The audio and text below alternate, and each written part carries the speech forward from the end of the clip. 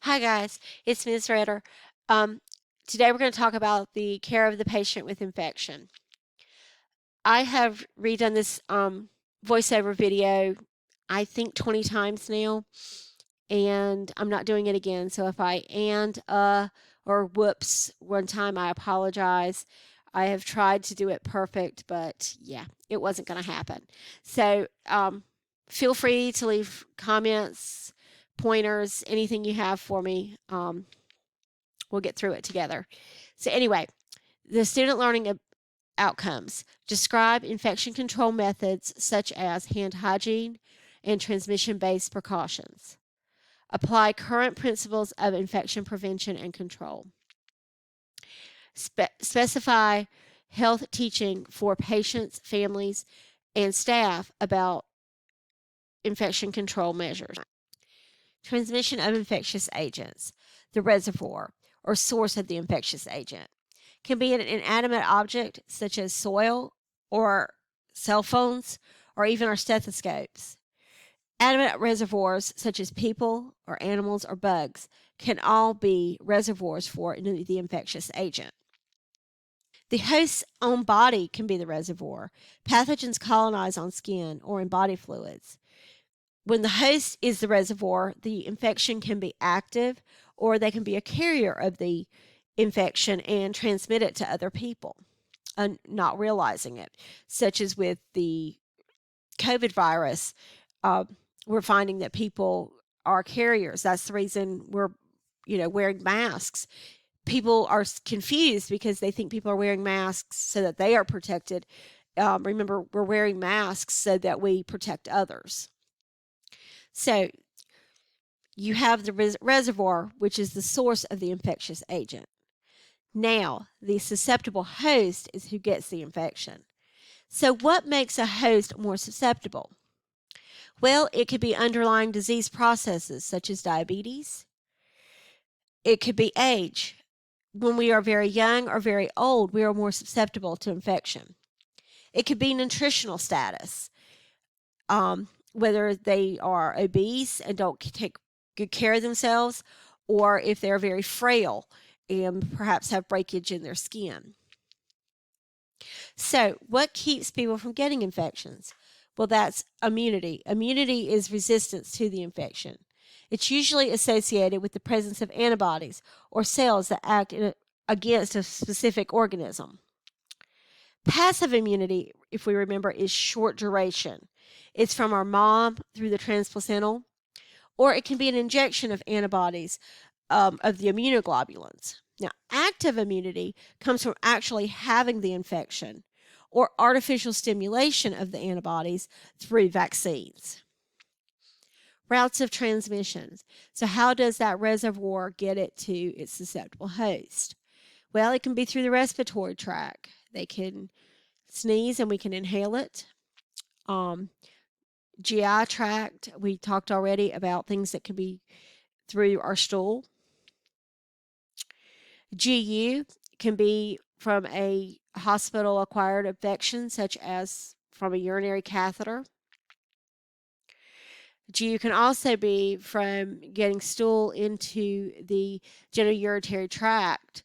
A lot of times you see this with little girls, and perhaps the caregiver doesn't know that you wipe from front to back, and they get stool into that urinary tract.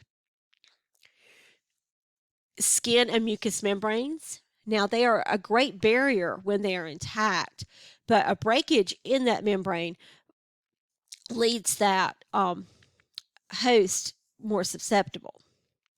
Bloodstreams can be from invasive procedures, or breakdown in the skin.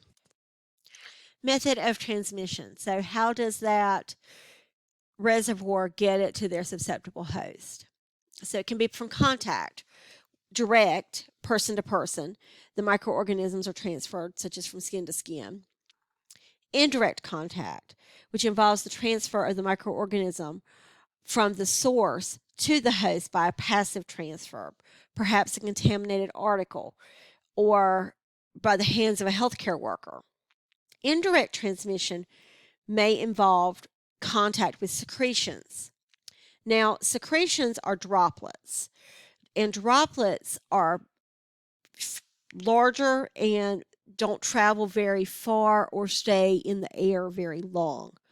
Unlike airborne, these particles are smaller that contain the pathogen, and they can stay in the air much longer. And because of that, that's where you see the use of the negative pressure rooms and N95s. And we'll talk about that more later in this lecture. Vector-borne means that the transmission was from insects or animals. Environmental is contaminated food, water. And portals of exit is how the microbe exits the host.